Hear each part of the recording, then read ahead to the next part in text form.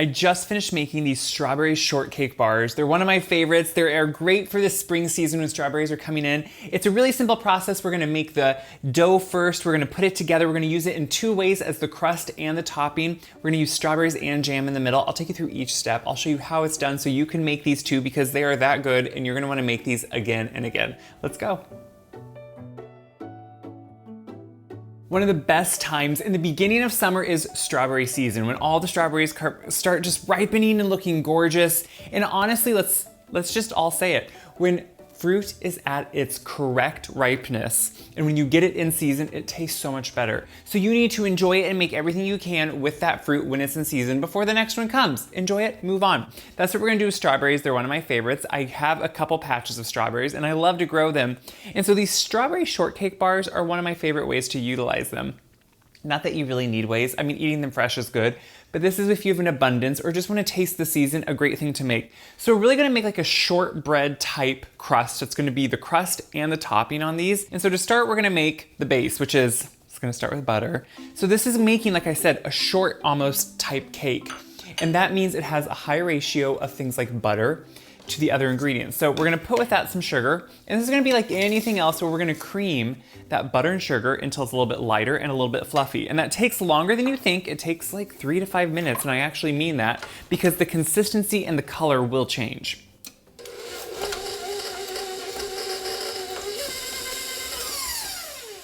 So after a little bit, you can see it really does change the consistency. And what it starts doing is aerating that sugar and butter together, and you get this beautiful fluffy, and see how it gets a lighter color to it too? I think that's important. So what I am doing though is scraping down the sides. So one thing with different mixers, they're gonna be different sizes, but they're big enough that you wanna scrape down the sides every so often to make sure then that whatever we're gonna incorporate next will be mixed in evenly. Otherwise you can have these uneven mixtures, and that when it bakes then will give you inconsistencies. So scraping it down just ensures that it mixes together more evenly.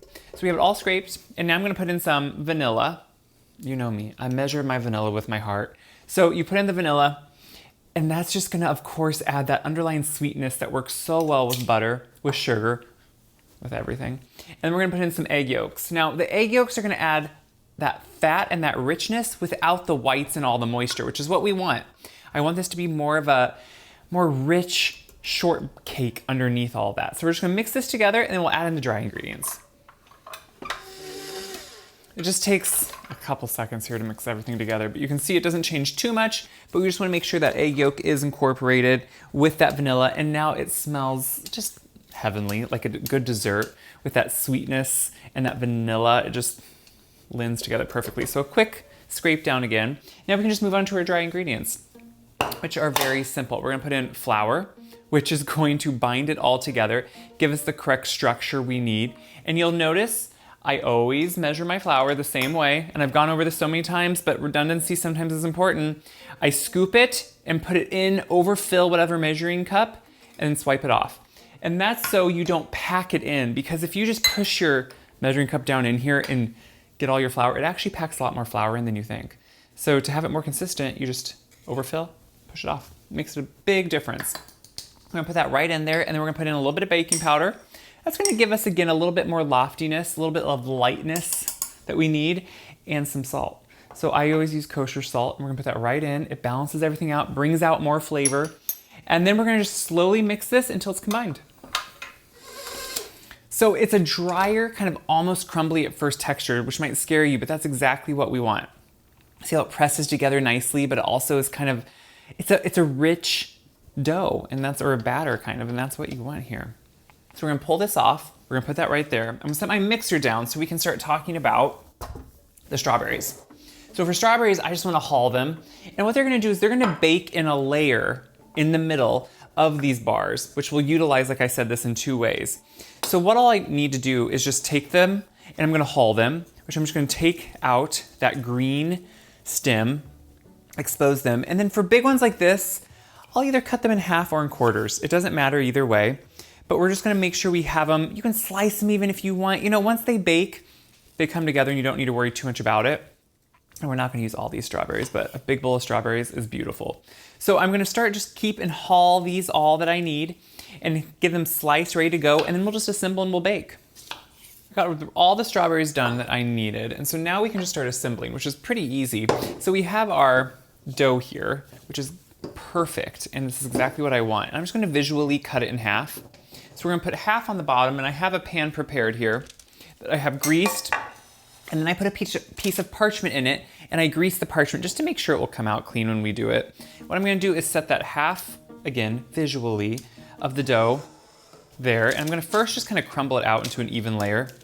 And what this will allow me to do is press it down easier. So this is gonna be pressed down into a bottom crust, which is how I love when a dough can be utilized in two ways. And you'll see how it's gonna be a very different dough though on top of these when they're done. So once you have it kind of roughly put out, you can just start taking your fingers, and you see how we're just making a bottom layer of dough. It's that simple, and it's that forgiving this dough is, and that's what I like. You don't have to be perfect. You just wanna make sure you fill in all those little gaps and spaces and put it all over. This is such a simple way to have a great dessert. And what I love about this is, if you don't have the most ripe, beautiful in-season strawberries, baking them will always bring out more flavor. So if you wanna use your strawberries and you don't feel like they have a lot of flavor for fresh eating, put them in something like this and they'll actually bring out more flavor. So once this is all kind of cleanly put in, which you can see, it is, we don't have to really have too much of a lip around the outside, but I do just want it somewhat in even layers so when we slice them, they look the same. That's kind of more what's important to me. And once that's done, another way I bring out more flavor is using the jam. So I'm gonna use strawberry jam. I'm using homemade, but you can use whatever strawberry jam. And I'm gonna add a little bit of lemon zest to it, which anytime you can add a pop of citrus, it just makes everything sing more in your mouth. And it makes it have even more flavor. So you can see I'm just taking that outer bright yellow part off of the lemon. And what's beautiful is I'm just gonna tap it right in there. And what this will do is bring out even more flavor in that jam. And what the jam does is it drives home what we're having here. It drives home that flavor of the strawberries. So I just wanna dollop this on in a few places. It's just a thin layer because we don't want it to get heavy with the jam or it to ooze quite all over. We just want enough that we get a nice kind of solid flavor base of the strawberries. And then once you have all of it in there, I'm just gonna slowly be working it all around. So this is a great way, if you happen to make my jam that's on the website for strawberry jam, this is a great way to use it too. Not that you need ways to use it, because it's so good. Homemade jam, there's nothing like it. So now we're just gonna put on some strawberries. So this is the best part. We can just put them kind of all over. This is kind of that mix, I would say, almost in between this like crumble and bar, shortcake. It's delicious. We're gonna put them all over. I, of course, cut a few too many, but that's just for me snacking because you could never have enough of these. And then once you place them around, in no perfect order, because again, they're getting covered up now, we're gonna take the rest of our dough batter here, and we're gonna just crumble it on top. And what I mean by crumble it is if when you pick it up, you're gonna notice, since it's short like this, see how it just easily kind of falls apart into pieces? That's what you want. And as it bakes, that will kind of, some of them will grow together, some of them won't, but it will just be this beautiful craggy top. And I'm just being careful to kind of get it even as much as you can. It doesn't have to be perfect, but having it be even will be a little bit more nice in the end again, but look how fun this is. So like I said, some of these will bake together. It won't be all this piecey, but it just kind of gives it a nice little space to start. And then let me quick wash my hands. But now all we're gonna do is we're gonna bake these. And during that baking process, those beautiful bits are gonna grow together a little bit, but more importantly, those strawberries are gonna soften, gonna become one with the jam as they become kind of jammy themselves. It's a good bar, and I think you're gonna love it. The bars have been baked and now I've been letting them cool. You wanna let them cool pretty much completely before you slice them, and that just really makes everything inside tighten back together. So while those have been cooling though, I think it's a good time to make a quick glaze on top. Do you need it? No, but it makes it really good and it just finishes it off. And it's a really simple glaze. So we're gonna start with some powdered sugar. So pretty much like any other glaze. And that's gonna give you that right texture for it. We're gonna add a little bit of heavy cream, which I like in a glaze. Makes it a little bit more, kind of like more of a frosting, but not quite. And then a little bit of that lemon juice from that zest we took. And that's gonna brighten it up and just give it a little bit more flavor than a traditional glaze, which I think is important. And remember, what's great about a glaze, super forgiving. You can add more liquid as needed, which obviously I'm going to need, but the thing here is I want it to be the right consistency to put over it. And do you see how you're getting that nice kind of viscosity to it? That's actually just about perfect. I'm gonna add a little bit more liquid. And then I'm just gonna stir that together again. But do you see how you're getting that beautiful, that's what I want. See how it kind of just falls back on itself and makes a nice ribbon? So what I did, if you remember, is I put parchment so I could easily take them out like this. That just makes it super easy, as you can see. And look how beautiful they really are. This is what I love about this bar. You know, what you can do is, if you want, you can glaze them first.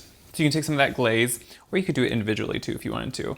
But I wanna make sure I just kind of get it, just this nice kind of crisscrossy, like, you know, just nothing, just kind of this perfect little crisscross. And you just want enough so it kind of adds something to it without too much. And then I'm gonna go in and just make sure I cut a nice piece for myself. This is what you get to do when you make them. You get to taste whichever piece you want. What I like about these is, look at this. You get that gorgeous interior. So you get that strawberry that's still somewhat jammy and soft because of that jam. You get that layer of shortcake. They're